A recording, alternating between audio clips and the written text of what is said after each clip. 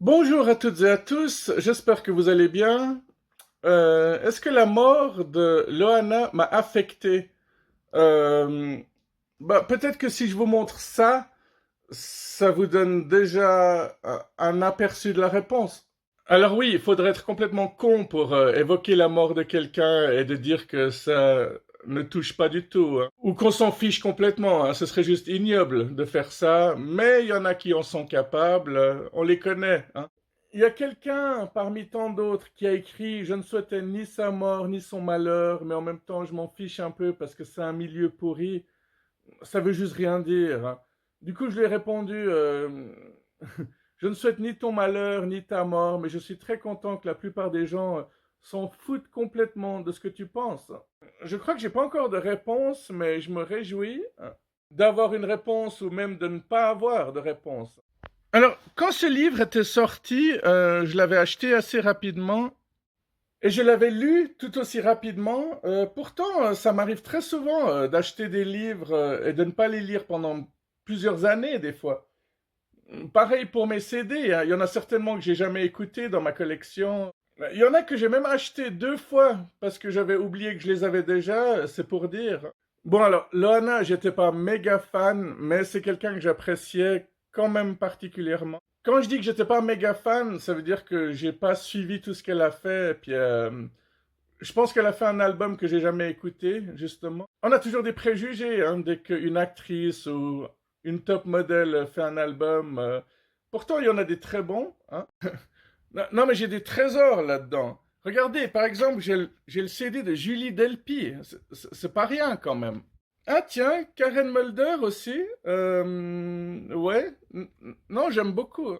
Alors, je suis connu pour être une espèce de punk qui adore le rock, mais finalement, est-ce que être punk aujourd'hui, ce n'est pas être poli, respectueux et gentil? Peut-être qu'être punk aujourd'hui, c'est ne pas avoir de tatouage, hein, aussi, c'est ne pas avoir de piercing. De toute manière, ce qui est intéressant, c'est qu'on n'a pas tous la même définition des choses, hein.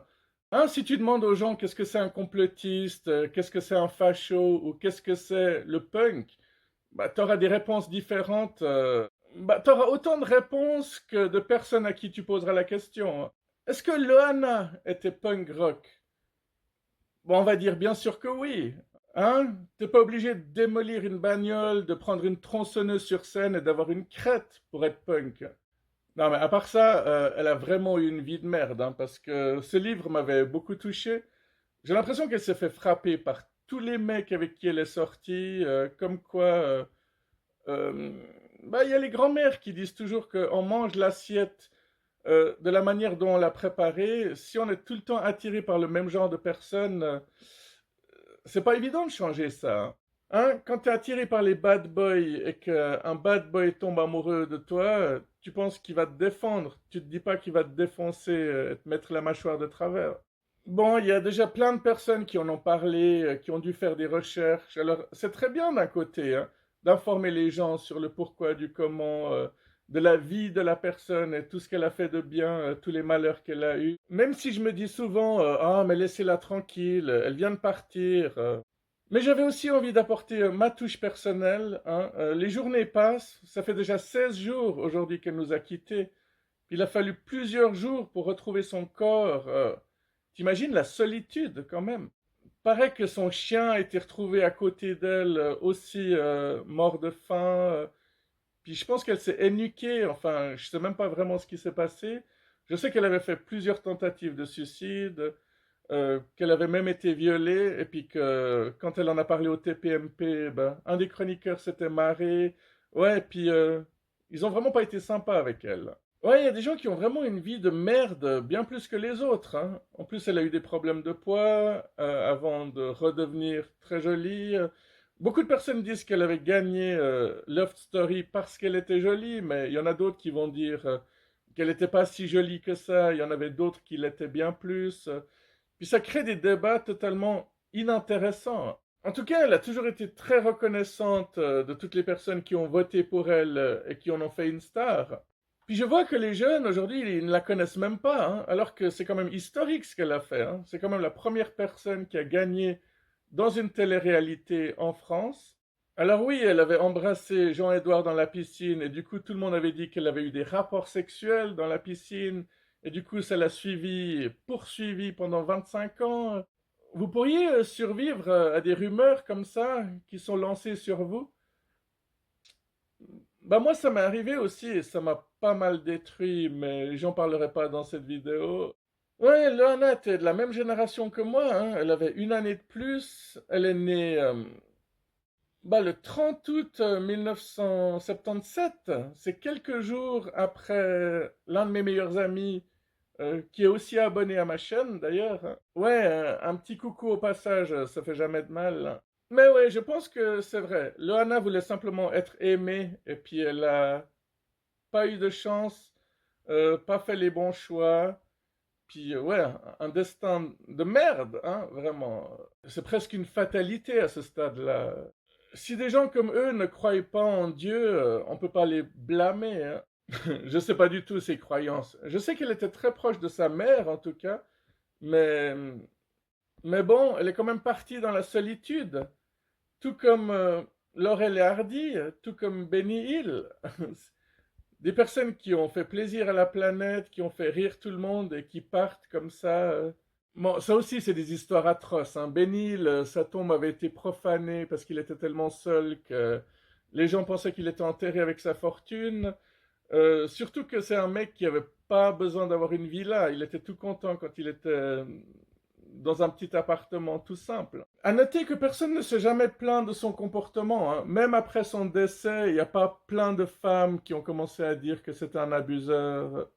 En ce qui concerne Laurel et Hardy, je pense que Laurel a très mal vécu le décès de Hardy, donc il n'a plus rien fait jusqu'à ce que lui-même le rejoigne. Alors des fois, je suis content de ne pas être célèbre, hein. Ça m'empêche pas d'avoir une vie de merde non plus, hein. Non, mais je suis bourré de gratitude, hein. Je suis très content d'avoir ma chaîne, je suis très content de vous avoir vous, je suis très content d'avoir des amis, d'avoir encore des membres de ma famille à qui je parle. Je ne cracherai jamais sur la célébrité, hein, si elle vient toquer à ma porte, ou même si elle sonne 2 fois comme le facteur. Ah, tout ça, ça a bien changé, hein. Le facteur, il sonne même pas une fois de nos jours. Un truc assez surprenant, c'est que j'avais mis le livre de Loana à côté du livre de Natacha Kampusch dans ma bibliothèque. Je trouve ça assez troublant. Je l'ai pas fait exprès. Par contre, je n'ai pas encore lu le deuxième livre de Natacha Kampusch. Ça fait partie des livres que j'ai depuis plusieurs années. J'ai de la peine à sauter le pas. Pourtant, le premier, je l'avais dévoré. Une personne m'avait dit que c'était du voyeurisme de lire un livre comme ça, mais en même temps, la personne qui m'a dit ça, c'est le genre de personne à qui tu confies un secret et qui va vite le dire à tout le monde.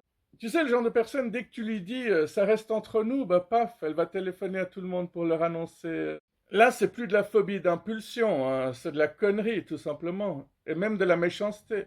Ouais, Natacha Kampusch, pour ceux qui ne le sauraient toujours pas, c'est quelqu'un qui s'était fait kidnapper pendant 8 ans. Un truc qui m'avait marqué, c'est que quand elle était partie à l'école, elle était fâchée avec sa mère. Du coup, pendant les 8 ans d'enfermement, elle n'arrêtait pas de repenser au fait qu'elle n'avait pas dit au revoir à sa mère. Le jour où une camionnette s'est arrêtée devant elle, elle l'a chopée. Du coup, j'en profite pour vous redire qu'il ne faut pas hésiter à dire aux gens que vous les appréciez et que vous les aimez. Et puis, c'est très bien de ne pas quitter les gens fâchés, parce qu'on ne sait jamais ce qui va arriver. Tu sais, même ce genre de personnes, quand ils ressortent d'un calvaire et qu'ils écrivent un livre, il y a toujours des connards pour dire ouais, mais regarde, elle écrit un livre juste pour devenir célèbre, alors que c'est le meilleur moyen d'exorciser sa peine, justement. Non, mais c'est tellement écœurant, ignoble, la méchanceté, l'égoïsme des gens, hein, la jalousie aussi. Tout ça, c'est des fléaux, tout comme la solitude, hein. Natacha Kampusch est une Autrichienne. Et un autre truc qui m'avait marqué, c'est que ma mère avait dit, ah, en Autriche, il y a vraiment que des gens bien, il y a rarement des histoires là-bas. Et paf, la même année, il y a eu 2 histoires de kidnapping là-bas. Natacha Kampusch et puis l'histoire de l'autre, Fritzl, là, qui avait fait 7 gosses à sa propre fille. Puis en plus, je pense qu'il y a un des bébés qui était mort-né, qu'ils ont jeté dans la cheminée, dans la chaudière, un truc du style. Enfin, bref. Ouais, ils ont fait des films sur ces deux histoires. Ils vont certainement en faire sur Loana aussi, hein, un jour. Alors c'est bien d'un côté, ça joue sur la nostalgie, ça permet de découvrir des choses, mais à quel point s'y fier, à quel point est-ce que c'est vraiment fidèle à la réalité, difficile de juger. Le film sur les Doors, par exemple, avec Val Kilmer, bah, le groupe c'est un peu plein de tout ce qui était faux dans le film. Donc voilà, donc désolé de vous laisser sur ces notes-là en fin de semaine, mais j'espère que cette vidéo vous a quand même plu, et puis prenez soin de vous, à bientôt, bye bye.